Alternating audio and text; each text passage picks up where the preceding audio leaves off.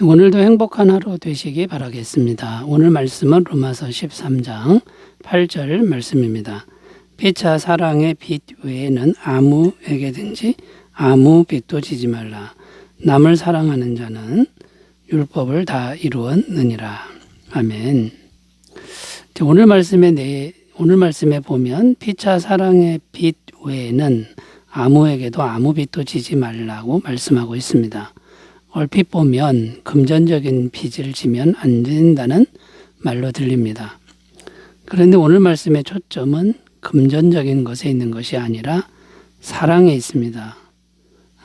여기서의 사랑은 아가페 사랑인데요. 오늘 말씀을 다시 생각해 보면 오히려 사랑의 빚을 적극적으로 지라는 말씀이 됩니다. 그러니까 사랑의 빚 외에는 빚지지 말라. 이 말은 사랑의 빚은 져도 된다. 이런 의미가 되는 거죠.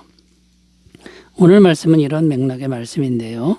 오늘 말씀 앞부분이 어떤 내용이었냐면 세상 정부에 대한 의무를 다하는 문제에 대한 말씀이었습니다.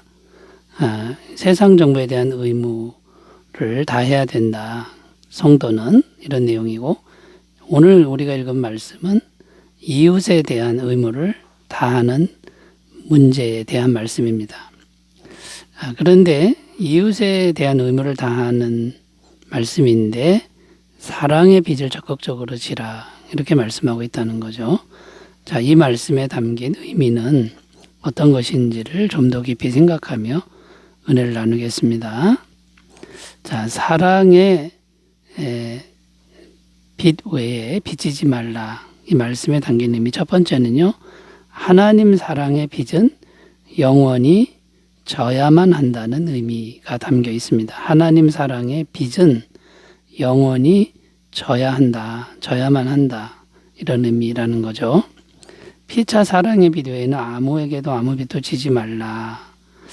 여기서 아가페 사랑이라고 말씀드렸습니다. 아가페 사랑은 하나님의 사랑이고 영원한 사랑이고 무조건적인 사랑입니다. 독생자 예수님을 우리를 위해 다 내어주신 엄청난 사랑이죠. 자, 그런데 우리는 어떤 존재입니까? 뼛속 깊이 죄로 물든 죄인입니다. 아가페 사랑을 받아들여서 그것으로 인해 구원받고 하나님의 자녀가 된 존재죠. 이 뼛속 깊이 죄로 물든 존재는 스스로 구원이 안 됩니다. 할 수가 없는 겁니다. 이 아가페 사랑을 지속적으로 받아들여야만 살 수 있는 존재라는 것이죠. 자, 이것은 어떤 말과 같은 것입니까?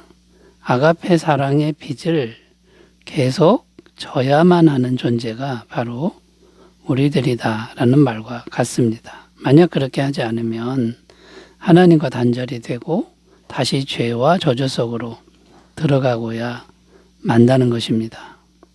자, 그런데 가끔 안타까운 사람들을 만날 때가 있습니다.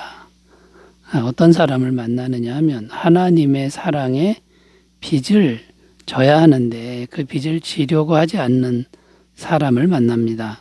무엇이든지 자기 힘으로만 하려고 하는 사람들이 여기에 해당합니다. 자기 힘과 능력만 의지하면 절대로 죄의 세력, 이 죽음의 세력, 저주의 세력을 이길 수 없습니다. 자, 그러므로 어떤 결론을 내릴 수 있습니까? 아가페 사랑의 빚은 우리가 영원히 갚을 수 없는 사랑이라는 것이고요. 이거 도저히 갚을 수가 없는 거죠. 또 아가페 사랑의 빚은 우리가 매일 지속적으로 그 빚을 계속 지고 살아야만 한다라는 겁니다. 그렇게 하지 않으면 우리들은 죄인이기 때문에 멸망당할 수밖에 없다는 것입니다. 그러므로 하나님의 아가페 사랑에 대해서 항상 적극적으로 잘 받아들이는 믿음이 필요합니다. 하나님 사랑의 빚을 적극적으로 질 줄 아는 믿음. 여러분, 이것이 굉장히 중요한 믿음이죠. 그래서 사랑의 빚 외에 빚지지 말라는 이 말씀은 아가페 사랑, 하나님의 사랑의 빚은 영원히 질 줄 아는 믿음을 가져라. 이런 말씀으로 잘 이해하셨으면 좋겠습니다. 자, 두 번째 의미로 가보겠습니다. 사랑의 빚 외에는 빚지지 말라는 의미 두 번째는요. 아가페 사랑을 적극적으로 실천하라는 의미가 담겨 있습니다. 피자 사랑의 빚 외에는 아무에게도 아무 빚도 지지 말라 이렇게 말씀하는데 앞에서 아가페 사랑에 대해서 살펴봤고요. 여기서는 사람들 피차 간의 아가페 사랑에 대해서 살펴보려고 합니다. 자, 그런데 인간은 앞에서도 말씀드렸듯이 뼛속 깊이 죄로 물든 존재입니다. 그러므로 인간이 아가페 사랑을 실천하는 것은 불가능한 일입니다. 그럼 어떻게 피차 아가페 사랑을 실천할 수 있다는 겁니까? 그 방법이 단 하나가 있는데 죄인인 우리 속에 아가페 사랑이신 예수님이 계시도록 하는 것이다 라는 겁니다. 그러니까 우리 속에 예수님이 계셔서 그 예수님이 우리를 통해 사랑하신다 그러면, 우리를 도구로 사용해서 사랑하신다 그러면 피차 간의 아가페 사랑을 실천할 수 있다라는 것이죠. 자, 예를 들어서 이런 경우를 들 수 있는데요. 제가 인천에서 부목사로 있을 때 동료 목사님이 계속 생각이 났습니다. 이 동료 목사님이 사임을 하고 개척을 한 상태였습니다. 그 목사님이 자꾸만 생각이 나는 겁니다. 일주일 동안 계속 생각이 나는데 제 마음속에 그분을 도와야 한다라는 마음이 강력하게 일어났습니다. 그래서 전화를 해서 헌금을 좀 하겠다고 말했더니 어떻게 알고 전화하셨느냐고, 월세 날짜가 다가와서 기도 중이었다고 이렇게 답변을 했습니다. 자, 여러분, 나는 죄인이지만 내 안에 계신 주님께서 내 마음을 통해서 계속 생각나게 하시고 또 도울 수 있도록 그렇게 하셨다라는 겁니다. 이것이 바로 아가페 사랑을 실천하는 길이 되는 거죠. 또 어떤 예를 들 수 있습니까? 사도행전에 나오는 초대교회의 모습을 예로 들 수 있는데요. 사도행전 2장 44절에서 46절입니다. 믿는 사람이 다 함께 있어 모든 물건을 서로 통용하고 또 재산과 소유를 팔아 각 사람의 필요를 따라 나눠주며 날마다 마음을 같이하여 성전에 모이기를 힘쓰고 집에서 떡을 떼며 기쁨과 순전한 마음으로 음식을 먹고 자, 이 초대교회의 특징을 보면 자기 소유를 가난한 사람들에게 나누어 주었다고 말합니다. 어떤 대가도 바라지 않고 자기 자랑도 없는 마음으로 그렇게 했다는 것이죠.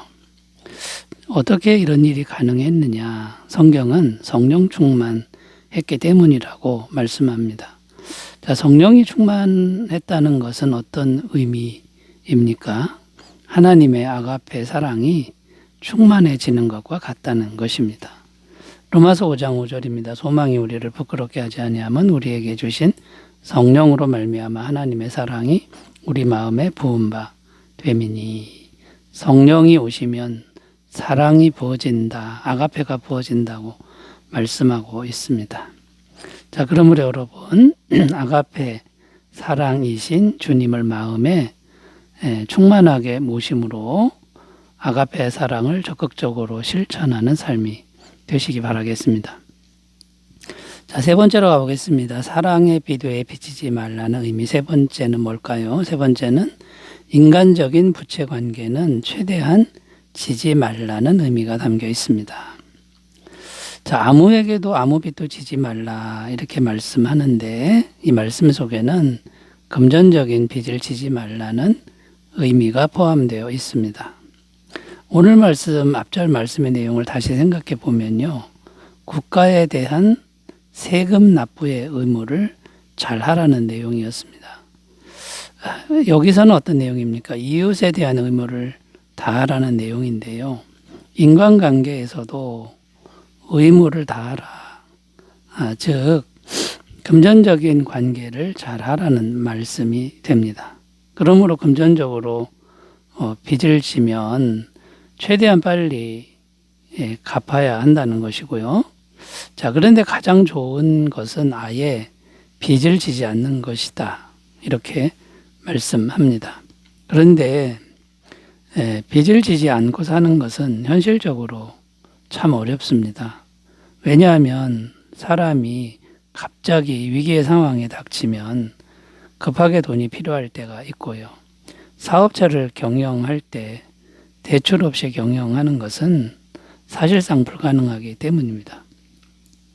그럼에도 불구하고 우리가 믿어야 할 것은 무엇입니까?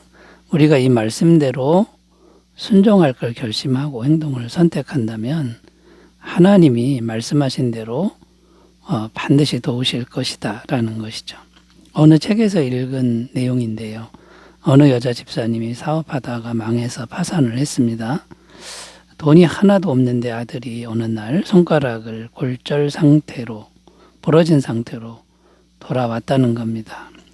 돈을 꿀까 하다가 말씀을 믿고 참고 그냥 학교에 보냈는데 아들이 돌아왔을 때 치료도 잘 받고 기부스도 하고 왔다는 겁니다. 학교 양호실에서 병원과 치료를 도와주었다라는 것이죠. 자, 말씀을 믿고 우리가 잘 선택하면 하나님이 반드시 도우신다. 자, 이 믿음을 우리가 잘 가졌으면 좋겠고요. 우리가 자꾸만 쉽게 금전적으로 빚을 지면 인간관계가 파괴되기가 쉽다는 거 우리가 꼭 기억하셔서 현실적으로 우리가 어려운 문제도 하나님께 잘 맡기는 믿음이 되시기 바라겠습니다. 기도합니다.